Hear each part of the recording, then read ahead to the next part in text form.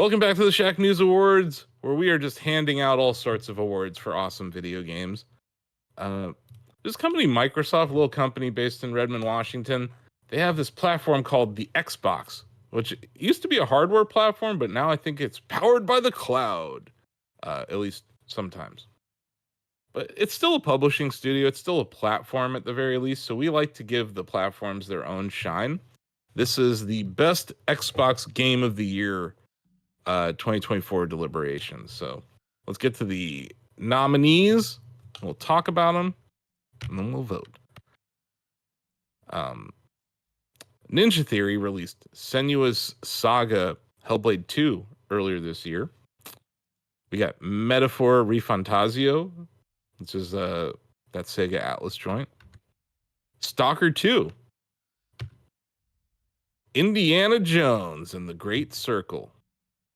Like a Dragon Infinite Wealth, and last but not least, Tekken 8.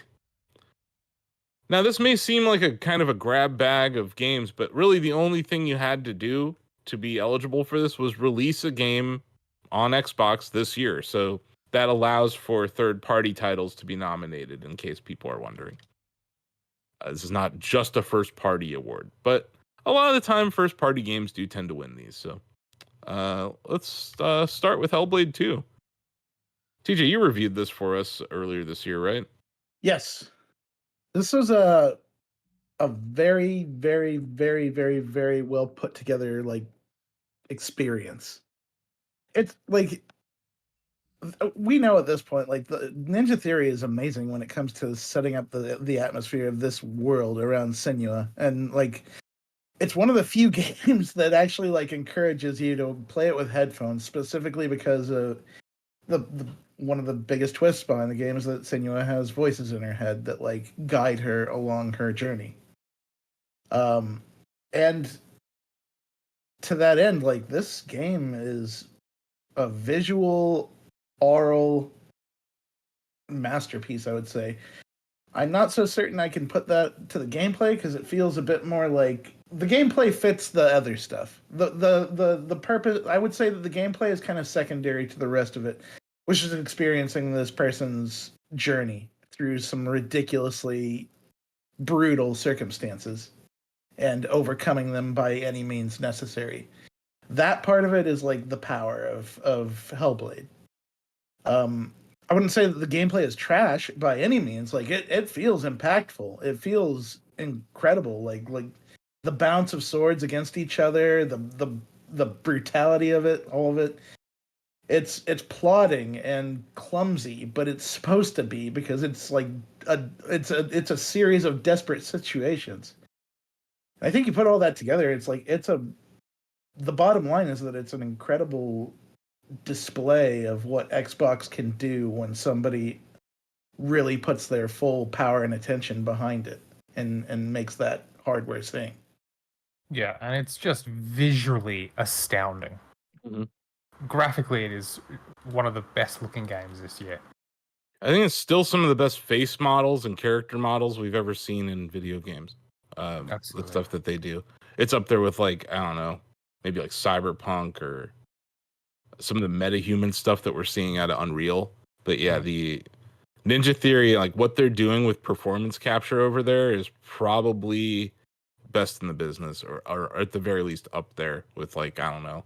I know Sony has a really good mocap studio, EA, even 2K to a lesser extent, but this is not just about motion capture. It's facial capture. And that's such an important part of that game too, because it's Senua's mental health journey, at least, was a large part of the first one.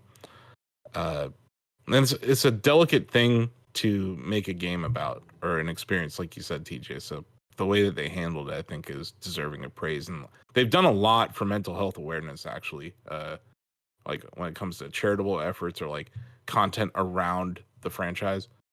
So yeah, I think this is a very solid nomination. And it's another one of those games that came out earlier in the year. Microsoft barely marketed it at all, but it definitely deserves to be talked about as one of the best games on their platform this year, no doubt.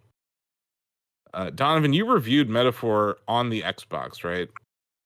I did, yeah. Which one I think it was interesting even before I jumped in that this game kind of had its branding and promotion aligned with Xbox, which I think is the first time for an Atlas game. This isn't a Persona, but kind of a spiritual successor, or I guess predecessor to that series. And it's a good one to have there, and I think something that makes it specifically cool to play Metaphor Refantasio on the Xbox is the Smart Starter or the Quick Start feature that Xbox Series X has, where it's Quick Resume is the name of it. Where if you are playing a game and then you launch a different game and then you come back to the first game, it resumes your state right where you were. The game doesn't close itself when you launch another game like it does, to my knowledge, on every other console. And the issue with this feature in modern gaming is that so many games require you to always be online. So if you're outside of a game for more than like 5 minutes, it doesn't matter anyway because you're going to get disconnected from the servers and you're still going to have to reboot or reconnect. But Metaphor, while it does have an online component, is a largely single player game, and you can quick resume that game after being away from it for a day or multiple days and just be right back in the middle of a tavern talking to people or walking down the street. And it is super cool. And I did it a bunch of times when I was playing. And it is also, outside of that, just a phenomenal video game. So does PlayStation not have the same quick resume feature? Like It doesn't. Okay. They don't. Um, If you suspend a game, you can load back into it. But if you launch something else and then go back to the first game, that game will have closed. You'll have So to Quick that's the Resume key. is mind blowing. That's the Yeah. key difference, right? Yeah. So yeah, I understand why that is a valuable feature for a game like this. Yeah. But like I'm playing Metaphor on PS5 and I just sleep. Like I don't even close the app, so I just Yeah. set my PlayStation to sleep. So when I turn it on, I'm back in the game. But the difference Yeah. is you can freeze where you are in Metaphor, start playing. I don't know what other Xbox games there are. I don't know. Horizon, was it Forza? Yeah, you go play Forza, right? You come back and Metaphor is exactly where you left off. You don't have to worry about, oh, here's my save point. Yeah. That is a huge quality of life thing on the Xbox. I'm Yeah. surprised that we haven't seen the other companies try to steal it, although Microsoft has a lot of experience when it comes to optimizing applications that run in the background. So maybe there's something that they did there that's kind of magical. Yeah, Yeah, you can maybe. have 3 games quick suspended. Mhm. Okay. But that's essentially what we're talking about here, guys, is multitasking, which is something that Windows, Mac, iOS, Android can all do as operating systems. So yeah, it's interesting. I haven't run into that problem because basically my PlayStation has turned into a metaphor machine right now. But yeah, that is an interesting point. I'd like to see what Nintendo does on that front, because the Switch, cool. the Switch would greatly benefit from something like Quick Resume. Yeah, another worthy nomination. Interesting story. It looks great. It runs well on the Xbox, Donovan. Yeah, it's a great game. Great nomination. Who's going to take up Bill's role for singing the praises of Stalker 2 here? Somebody's got to do it. TJ's here. I think Sam's nodding too approvingly. Oh yeah, I can chime in as well. 100%. Go ahead, TJ. We'll have TJ and Sam hit this. So yeah, Stalker 2, it's years in the making. Massive open world. So much stuff that you can do in there. Like, going out into this world is difficult. You've got so much of the zone just fighting against you at all times, whether it's other soldiers showing up to shoot at you, whether it's mutants coming to take a bite, whether it's just straight up anomalies trying to rip you apart. Not you particularly, but anything that comes near them. And then, like, the dynamic weather of this game. Like, these are all elements that, like, people wanted out of this world after waiting, 10 years? And it delivers on a lot of areas. It's buggy as hell. It's like day one Bethesda open world game buggy. And, but some of those bugs I would even say are kind of part of its janky charm, to the point where, like, there was one bug that when you shot somebody and they die, there was a chance that they could just spiral into the air and keep going until, like, at some point they just stop and fall. And they patched that out. I was like, oh, I kind of liked that one. Yeah, Stalker 2 is one of those games that seems incredible that it even exists, especially with the developers in the midst of a war. Like, some of them been drafted, some of them have had to, be rehomed and relocated. And the fact that they, through all of this, were able to deliver one of the best games on Xbox in a long time is truly phenomenal. And we were talking previously in some other categories or in categories that you're about to watch regarding open world games and Microsoft capitalizing on like the appeal of Fallout. And I know that Fallout and Stalker are two vastly different franchises, but as someone who's sort of new to the Stalker franchise, I get those sort of Fallout vibes where, it's a lonely world, there's a post-apocalyptic feeling to it. And so being able to experience something of this scale, and the Stalker map is huge. I think it's like 64 square kilometers, which is huge, massive game. To be able to experience that on Xbox through Game Pass, it boggles the mind. It boggles the mind. And yeah, every element of this game comes together to really make you feel like you are just trying to survive in this brutal wasteland.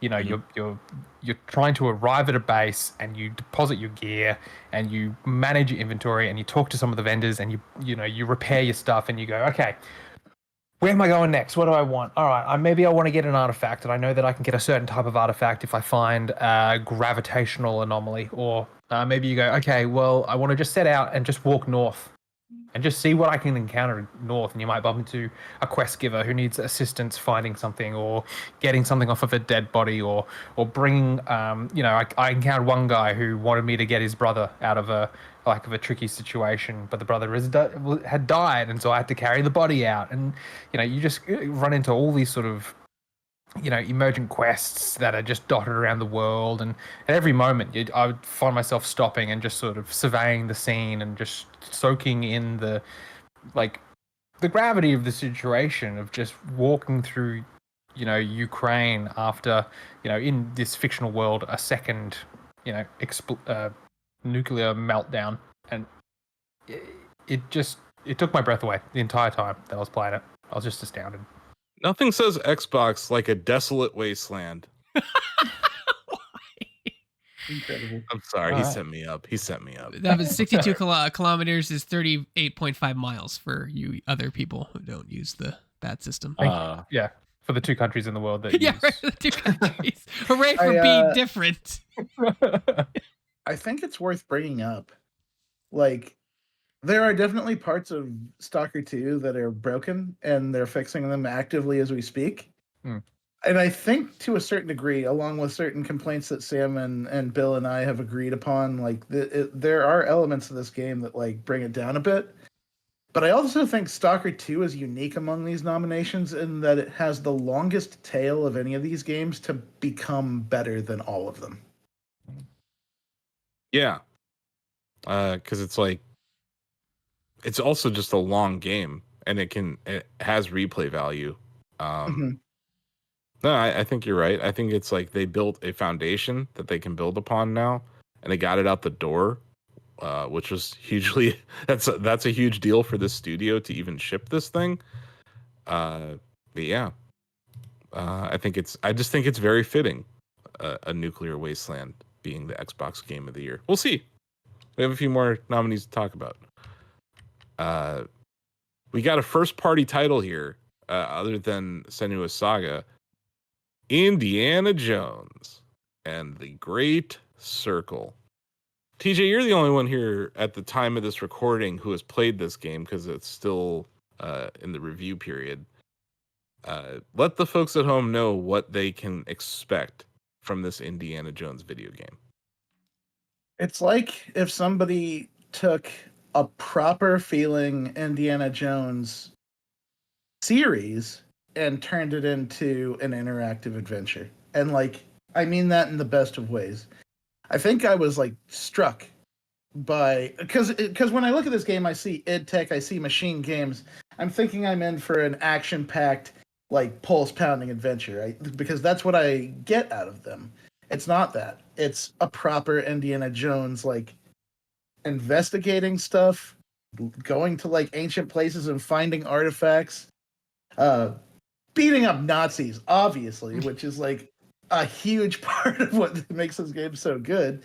But also just like there's a lot of thinking and exploring in this game that I don't know that I was prepared for, but I was also like, yes, this all makes sense.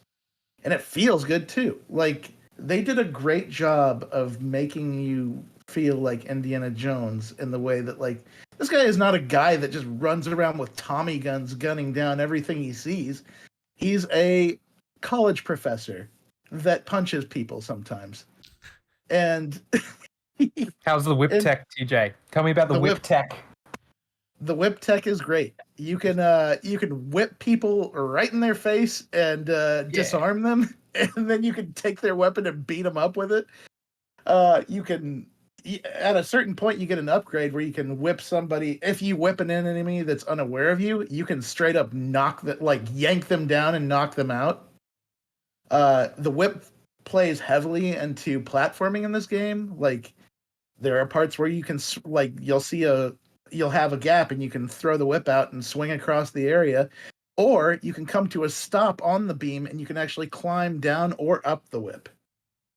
And so like the whip is great as far as like combat, exploration, platforming. It plays a huge role in this game, and it should.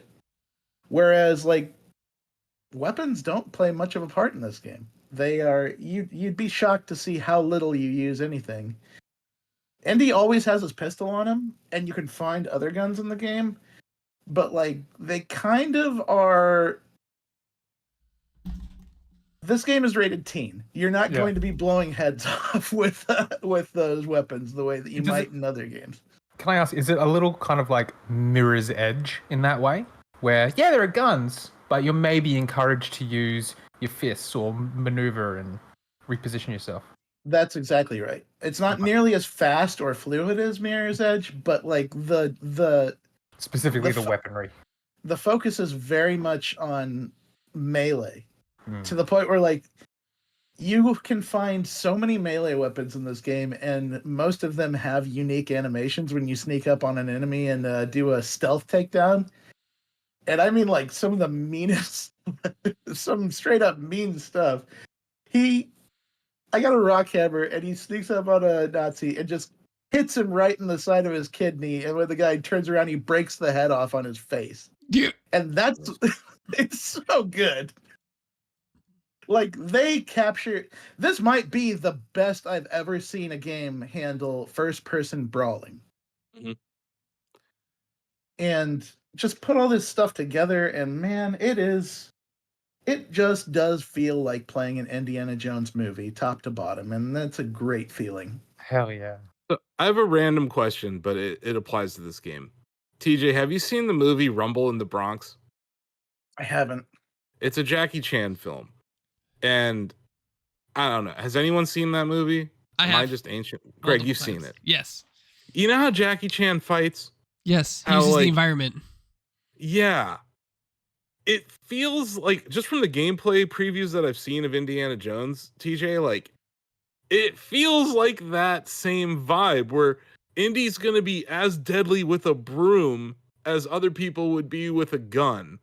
And there's like comic ways that people die in Indiana Jones movies, right? Like they fall off a cliff or they trip, or there's like an Indy one-liner around it. It's like, I'm not too concerned that there isn't gun violence, or at least it's not like the core gameplay is shooting in this, because he's an archaeologist. You know, it's kind of like Death Stranding in that sense. He's a delivery guy, and Sam Porter Bridge is a delivery guy. Sorry, go ahead, DJ. There's a part in the game where like you're exploring a mystery, you're looking for clues to this one, and like it plays a cutscene where a Nazi shows up. Like it's in like this storeroom where they were keeping artifacts and relics, and this Nazi shows up with a pot, and he turns around and sees Indy and like screams and drops it and breaks it on the floor, this ancient relic, and Indy's just straight up like, really? Like the guy, like he's an archaeologist. That's his jam. Of course, he's more pissed off that the guy dropped the relic than anything else. Yeah. So I'm not too surprised to hear that like the gunplay isn't the focus. But I gotta ask TJ, have you heard any Wilhelm screams yet? Not yet. I'm waiting for it. Okay, all right. I'm hopeful, have you heard man. like does the theme kick in? Like does the theme like show up at the right time? Because that's like something about the movies that I think like resonated with me a lot was the use of that theme throughout all the different movies, except for I didn't watch the fourth one or whatever. But like I think that's a huge part of it, right? Is like creating those indie moments and then like having those punchlines and stuff. It seems like they got all that in this. They not only have so much of the original licensed music in this game that they actually have a streamer mode for people so you don't get tagged on streaming when you're playing it. You can and like the stuff that they put in for like unlicensed and streamer mode isn't bad. It's just not the indie theme. Yeah, sure. It's some art list equivalent. Yeah. Cool. A worthy nominee. Let's see what else we got going on here. Sorry, guys, I'm multitasking. I got a quick resume. There we go. Like a Dragon Infinite Wealth came out earlier this year. Tied up probably like a 4-game long story arc. Still hilarious and still fun, full of fun mini games. Well, definitely one of the best games to play on the Xbox this year. Like I mentioned when I introduced this category, third parties can be considered for this. And this received a 10 out of 10. I believe Lexi reviewed that for us earlier this year. Had a lot of praise for it. We mentioned in other categories, like the Like a Dragon franchise is kind of on fire right now. It's never been more popular. And this game is, I don't know if it's the best of the Like a Dragon series, but it's like, it just ties up very important stories extremely well. And I feel like we're in a different era for this whole series. With like Yakuza releasing on Switch now. Was it Kiwami was the first one they put on Switch, and they said sold extremely well. So we got that pirate game coming. But yeah, it's a good time if you're a Yakuza fan. And it seems like these being on Xbox, it wasn't always the case. So that you can now play these games on Xbox. I think some of them are even featured on Game Pass at times. Yeah, worthy nomination for sure. And then the last one, I just want to get over these because I have a feeling we know who's going to win this category. Tekken 8 is on Xbox 360. Not that the FGC cares, but it's there. I'm like, no offense to the Xbox fans, but like the FGC has largely adopted the PlayStation platform, especially Evo, since Sony owns Evo, to the point where last year they did a good job trying to melt your USB cable, right, TJ? Mm-hmm. But yeah, Tekken 8, awesome game. We mentioned it in some other categories. Maybe it won some categories already. Maybe it didn't. You'll have to tune into other categories it's been nominated in. This is like one of the most striking looking games on the Xbox to be released this year. It plays extremely well. We mentioned how like some of the online play leaves some things to be desired. But other than that, a solid game that you can get for the Xbox, and just another third-party title that was great this year. TJ, do you have anything to chime in on? Yeah, like you're right. It's not often these days that you see like large-scale fighting games get love on Xbox, or even small-scale for that matter. And most of the developers focus their attention on PlayStation and PC, rightfully because Evo is a PlayStation scene. PlayStation owns them at this point. So what are you gonna do? And on the other end of that, like PC just has a massive player base because people love modding games anyways, and it's an easy place to play as far as just like hardware requirements and whatever else you need for it. So Xbox kind of gets left out of the conversation in a lot of occasions. It got left out in Guilty Gear Strive. It got left out for a lot of the other fighting games we talked about. And it's cool to see that not only did Tekken 8 make it over to Xbox, but it's got crossplay with everything. So everybody is on the same ecosystem playing with each other, PC, PlayStation, and Xbox, and nobody feels left out this time. I think that's a good thing. Did the Marvel collection come out on Xbox this year or no? I do believe it did. Okay. Coming later. But yeah, They like said it's coming later. for a long time, Xbox has struggled to get the fighting game scene to care. It's unfortunate because I prefer the controller to the PlayStation one, but many times because of where my friends are, I've had to buy games on PS5 or PC, and fighting games are hit or miss on PC still. Yeah. You know, they're not always well run. Yeah. So yeah, those are the games. What do you guys say? You guys want to vote? Yep. Sound like a plan? Let me get the David voted for Indiana Jones. He had to run earlier during this deliberation, but yeah, David voted for Indiana Jones. Donovan. I will also roll with Indiana Jones in the Great Circle. Yeah. Greg. Sorry. I'm gonna go Indiana Jones too, based on what TJ said and what I've been seeing in his gameplay. TJ. Indiana Jones. Ozzy is voting for Indiana Jones. Sam. I gotta give it to Indy. Sweet. As much as I love Stalker 2, it's gotta be Indy. Throw it out here. Bill voted for Stalker 2. Oh, we lost this week.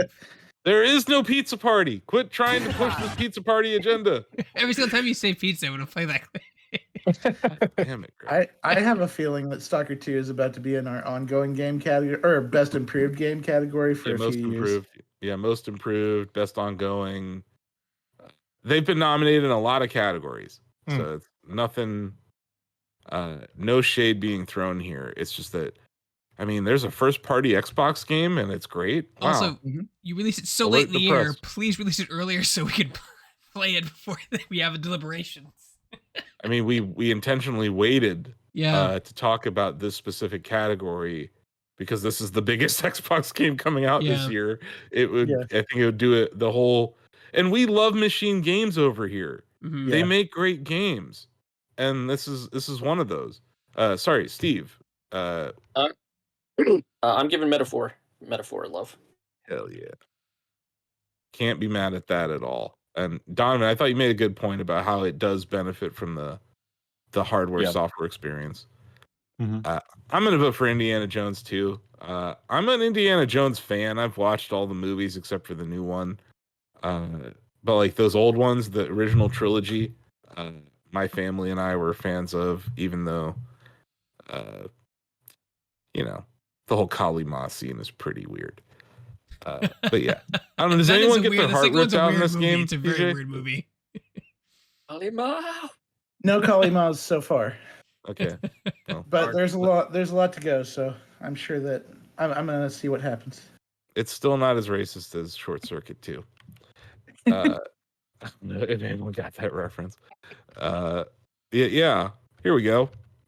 It's kind of a sweep of sorts, or at least a overwhelming amount of people who voted for Indiana Jones. It's 1, 2, 3, 4, 5, 6, 7. I'm voting for Indiana Jones. So yeah. Congratulations to Microsoft, Bethesda Game Studios, ZeniMax, Machine Games, Lucasfilm, Disney, Harrison Ford, Troy Baker. Anyone else? The Great Circle.